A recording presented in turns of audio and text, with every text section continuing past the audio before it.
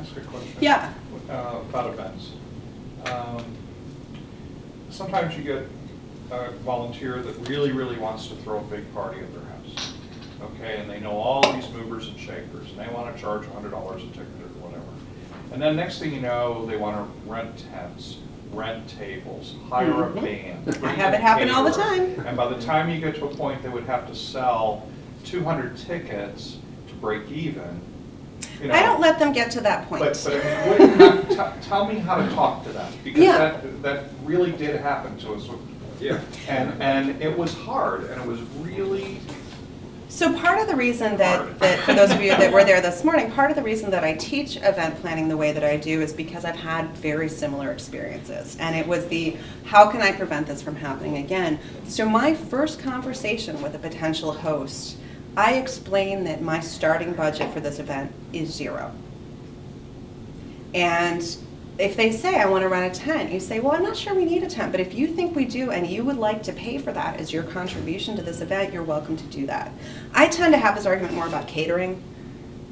Seems to be really common with house parties. People say, oh no, I want something fancier than cheese and crackers. I say, if you would like to pay for the catering as your contribution, you're welcome to do that. And if they refuse, I say, then we're not doing catering.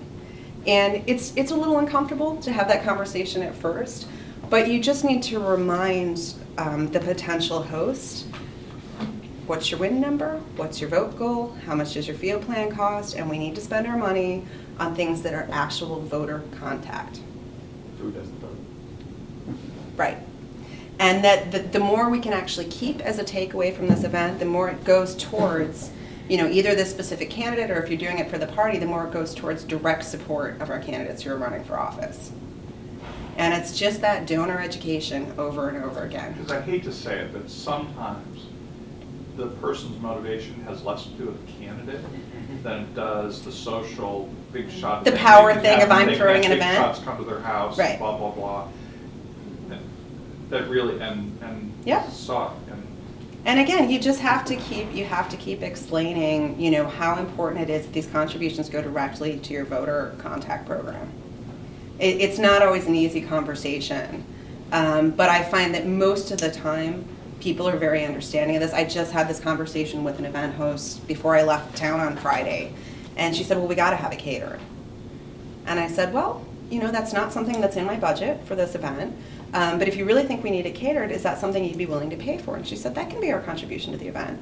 I mean, no argument about it. It means I'm not getting a direct check from her, which is kind of a bummer, so I need to figure out who else I can bring in that can write a check, but I'm not paying for anything.